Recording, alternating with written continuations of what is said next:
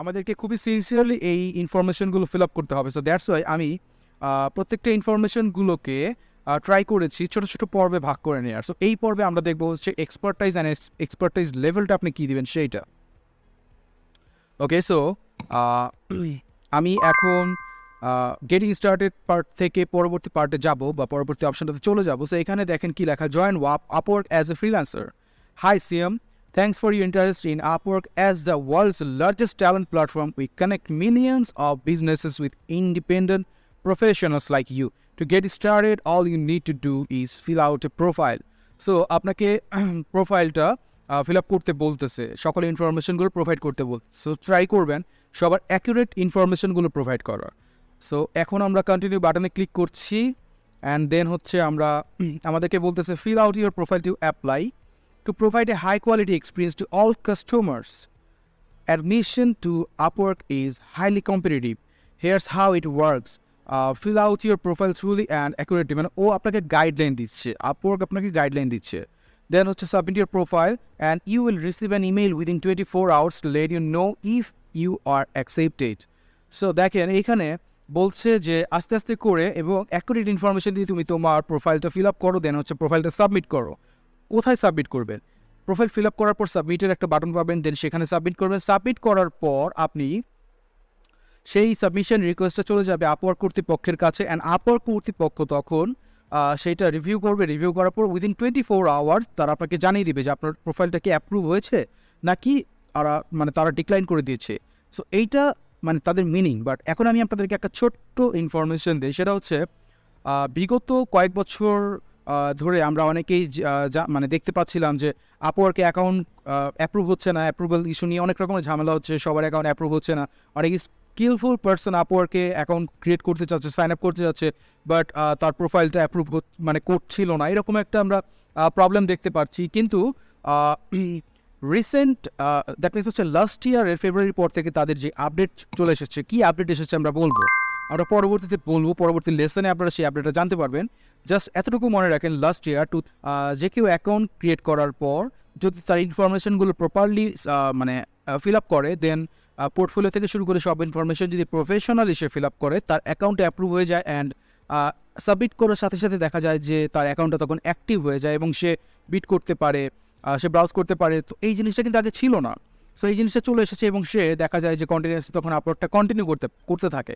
So এই ইনফরমেশনগুলো পড়ার পর স্টার্ট মাই প্রোফাইলে ক্লিক করবেন, দেন হচ্ছে আপনাকে বলবে getting started, how would you like to fill out your profile. To speed this up, upload a PDF of your LinkedIn profile, you can edit it after importing. That means সে বলতেছে যে তুমি একটা তুমি মানে সরি আমি তুমি করে বলে ফেলেছিলাম। তো আপওয়ার্ক বলছে যে তুমি আপওয়ার্কের অ্যাকাউন্ট যদি ক্রিয়েট করে থাকো, আপওয়ার্কের অ্যাকাউন্ট ক্রিয়েট করে থাকলে সেইখানে গিয়ে সেটিংস আইকন থেকে তুমি দেখবা যে ডাউনলোড PDF বা ডাউনলোড অ্যাজ PDF এরকম একটা অপশন পাবা। সো ওইখানে ক্লিক করলে তুমি তখন একটা PDF ডাউনলোড করতে পারবা। সো ওই PDFটা যদি তুমি এখানে এসে আপলোড করো, তাহলে তোমার ওই PDF থেকে আমরা ইনফরমেশন নিয়ে নিব, অথবা আপনি ম্যানুয়ালি ফিল আপ করতে পারবেন। সো আমরা ফিল আউট ম্যানুয়ালি ক্লিক করলাম। So fill out manually click করার পর এক্সপার্টাইজ এখান থেকে আমাদের কি করতে হচ্ছে, বললো tell us about the work you do. So আপনি কোন কাজ করেন সেই কাজটা আপনি সিলেক্ট করে দেন। What is the main service you offer. তো যেমন আমি একজন গ্রাফিক ডিজাইনার হিসেবে কাজ করি, সো আমি এখান থেকে গ্রাফিক ডিজাইনার সিলেক্ট করতে পারি। আপনি ওয়েব ডিজাইনার হয়ে থাকলে আপনি ওয়েব ডিজাইন ক্যাটাগরিটা সিলেক্ট করবেন, যে এসইও স্পেশালিস্ট সে এসইওটা সিলেক্ট করবে। এইভাবে করে যে যার স্কিল অনুযায়ী ক্যাটাগরি সিলেক্ট করবে। সো লেটস সি, আমি গ্রাফিক ডিজাইন ক্যাটাগরিটাই সিলেক্ট করছি। আপনারা যদি শিখে যান বা আপনারা যদি বুঝতে পারেন যে কীভাবে ক্যাটাগরি চুজ করতে হয়, দেন গ্রাফিক ডিজাইন হোক আর ওয়েব ডিজাইন হোক আর এসইও হোক, ডিজিটাল মার্কেটিং হোক আর 3D অ্যানিমেশন, হোয়াট এভার যেটাই হোক না কেন, আপনি যে কোনো একটা সিলেক্ট করতে পারবেন আপনার রিলেটেড স্কিলের সাথে। সো আমি এখান থেকে ক্যাটাগরি সিলেক্ট করতেছি। এখানে অ্যাকাউন্টিং অ্যান্ড কনসাল্টিং অনেকে আছে, অ্যাকাউন্টিং নিয়ে সার্ভিস প্রোভাইড করে, কাস্টমার সার্ভিস আছে, তো অনেক রকমের জিনিসপত্র এখানে আমরা দেখতে পারি। তো এখন আপনি দেখেন ওয়েব, মোবাইল অ্যান্ড সফটওয়্যার, যারা ওয়েব ডিজাইন নিয়ে কাজ করছেন ওয়েব সিলেক্ট করতে পারেন, যারা ডিজিটাল মার্কেটিং নিয়ে কাজ করছেন তারা সেলস অ্যান্ড মার্কেটিং সিলেক্ট করতে পারেন। সো যেহেতু আমি গ্রাফিক ডিজাইন সেক্টরটা নিয়ে কাজ করছি বা আমি এখন অ্যাকাউন্টটা ক্রিয়েট করবো একজন গ্রাফিক ডিজাইন ক্যাটাগরি থেকে, সো আমি এখানে ডিজাইন অ্যান্ড ক্রিয়েটিভ সিলেক্ট করলাম। সিলেক্ট করার পর আমাকে বলছে what types of design and creative do you do, আমি কোন ধরনের কাজ করি। সো এখান থেকে আমি সবগুলো দেখবো অ্যান্ড যেটা আমার স্কিলের সাথে রিলেটেড বা আমি যেই সকল জিনিস নিয়ে কাজ করি সেটা আমি সিলেক্ট করবো। সো আমি এখান থেকে ব্র্যান্ড স্ট্র্যাটেজি সিলেক্ট করলাম, ব্র্যান্ড আইডেন্টিটি ডিজাইন সিলেক্ট করলাম, দেন হচ্ছে মোশন গ্রাফিক করে ইলাস্ট্রেশন সিলেক্ট করলাম। তো আপনি যদি মোশন গ্রাফিক পারেন আপনি সিলেক্ট করবেন, আপনি যদি ক্রিয়েটিভ ডিরেকশন বা আর্ট ডিরেকশন এই রিলেটেড কোনো স্কিল আপনার থেকে থাকে দেন ডেফিনেটলি আপনি সিলেক্ট করবেন। দেন হচ্ছে image editing, retouching, video editing, হ্যাঁ টুকটাক ভিডিও এডিটিং করা হয়। দেন হচ্ছে আপনার কার্টুনিস্ট, তো কেউ যদি দেখা যায় যে সে পেন্সিল দিয়ে খুব ভালো কার্টুন ড্র করতে পারে, ড্র করার পর দিন সেটাকে ডিজিটালাইজ করতে পারে, সো সেক্ষেত্রে আপনি কার্টুনিস্ট সিলেক্ট করতে পারেন, editorial design, graphic design, presentation design. Okay, so আমি এই কয়টা সিলেক্ট করলাম, আমার কাছে মনে হলো এই কয়টা স্কিল আমার সাথে রিলেটেড।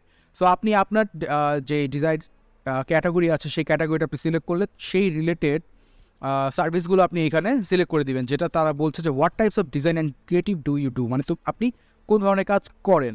দেন হচ্ছে what skills do you offer clients, so আপনি কোন স্কিলটা ক্লায়েন্টকে অফার দেন।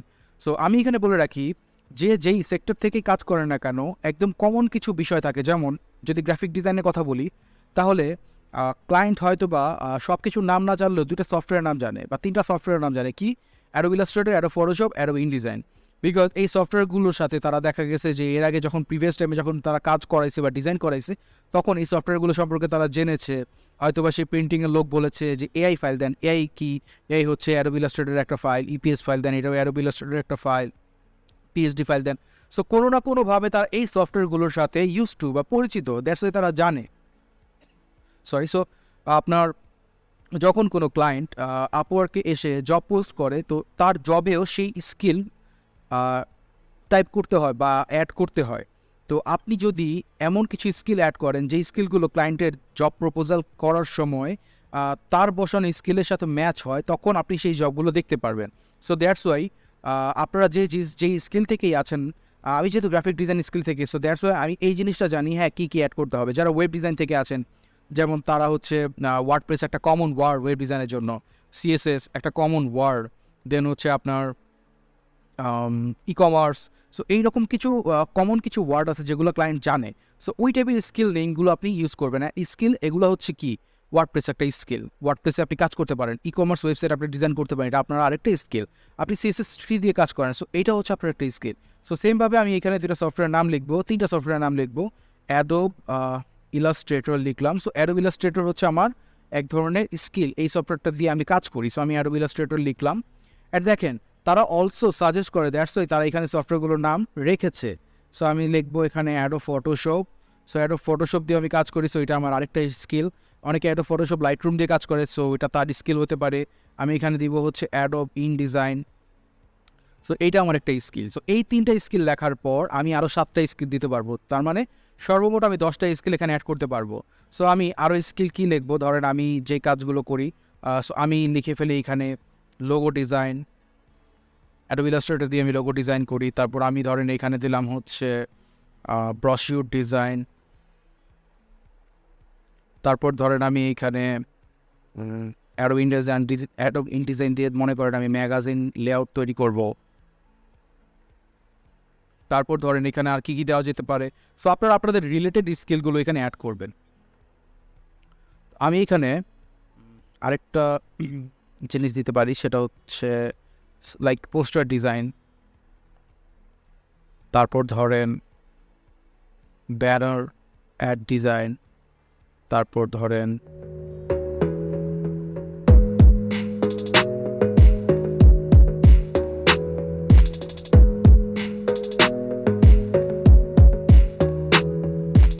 কোম্পানি প্রোফাইল, কারণ অনেক সময় কোম্পানি প্রোফাইল ডিজাইন করা লাগে। তারপর হচ্ছে আপনার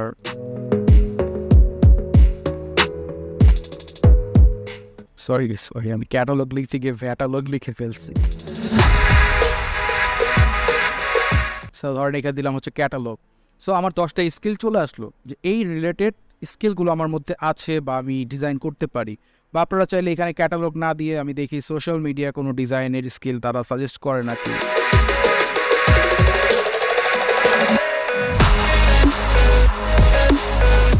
সোশ্যাল মিডিয়া ডিজাইন, সো আপনি এখানে সোশ্যাল মিডিয়া ডিজাইন দিতে পারেন। তার মানে সোশ্যাল মিডিয়া ডিজাইনের মধ্যে অনেক রকমের ডিজাইন পড়ে, ফেসবুক পোস্টার, অ্যাড ব্যানার, দেন হচ্ছে ফেসবুক কাভার, অনেক রকমের ডিজাইন থেকে থাকে। সো এই জিনিসগুলি আপনি এখানে কি করতে পারেন, এই জিনিসগুলি আপনি এইখান থেকে সিলেক্ট করে দিলেন। সো আমরা 10টা স্কিল সিলেক্ট করে ফেললাম, সিলেক্ট করে দেন হচ্ছে আমি নেক্সটে ক্লিক করব।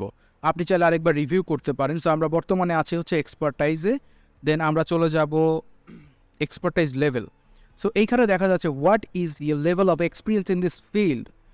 এইখানে আমি একটা জিনিস আপনাদেরকে বলে রাখি, আপওয়ার্ক সবসময় বলে অ্যাকুরেট ইনফরমেশন দিবেন এবং আপনি তাই বলবেন, কিন্তু একটা জিনিস মনে রাখবেন, সেটা হচ্ছে একদম অনেস্ট থেকে ফ্রিল্যান্সিং মার্কেট প্লেট না, আমি এক্সট্রিমলি সরি, একদম জিরো নলেজ বা জিরো এক্সপিরিয়েন্স নিয়ে ফ্রিল্যান্সিং মার্কেট প্লেসগুলোতে আসলে ক্লায়েন্টরাও অনেক সময় দেখা যায় যে মানে একটু ইতস্তত বোধ করতে পারে। তো সেই ক্ষেত্রে যেই সকল জায়গাতে আপনি কিছু চেঞ্জ আনতে পারবেন, সেই সকল জায়গাতে ট্রাই করবেন কিছু চেঞ্জ করার। যেমন এইখানে এক্সপার্টাইজ লেভেলটা ক্লায়েন্ট দেখতে পারবে, যে আপনি যে গ্রাফিক ডিজাইন স্কিল নিয়ে ফ্রিল্যান্সিং অ্যাকাউন্ট খুলেছেন আপওয়ার্কে, বা আপনার প্রোফাইল আছে, বা আপনি বলছেন যে আপনি আমাকে সার্ভিস দিবেন, সো আপনার এক্সপিরিয়েন্স লেভেলটা কি। এখন এখানে একটা আছে এন্ট্রি লেভেল, একটা আছে ইন্টারমিডিয়েট, আর একটা এক্সপার্ট। এন্ট্রি লেভেলে কি I am relatively new to this field, আপনি বলেই দিচ্ছেন তাকে যে আপনি একজন নতুন, এই মাঠে আপনি নতুন খেলতে এসেছেন। দেন ইন্টারমিডিয়েট কি I have substantial experience in this field, আপনার মোটামুটি ধারণা আছে, অভিজ্ঞতা আছে এই সেক্টর কাজ করার। এক্সপার্ট কি I have comprehensive and deep expertise in this field. So বুঝতেই পারতেছেন সেই লেভেলের এক্সপার্ট, সেই লেভেলের এক্সপিরিয়েন্স তার আছে। তো আমি আপনাদেরকে সাজেস্ট করবো আপনারা এন্ট্রি লেভেল সিলেক্ট করবেন না, বিকজ আপনি যে নতুন বা আপনার যে কোনো এক্সপিরিয়েন্স নেই, এই জিনিসটা আপনি কেন ক্লায়েন্টকে জানাবেন, কারণ এটা হচ্ছে আপনার একটা উইক পয়েন্ট।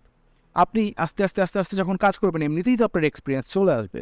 সো শুধু শুরুতে জানানোর দরকার নেই, এতটা অনেস্ট থাকবেন না। আপওয়ার্ক বলেন বা ফাইবার বলেন, যেখানেই বলেন না কেন, ফ্রিল্যান্সিং মার্কেট প্লেসে আপনি যদি নিজেকে অন্যের কাছে সুন্দরভাবে রিপ্রেজেন্ট না করতে পারেন, নিজেকে যদি ইমপ্রেসিভ করে না তুলতে পারেন, তাহলে কিন্তু আপনাকে কেউ গুনবেও না, কাউন্ট করবে না।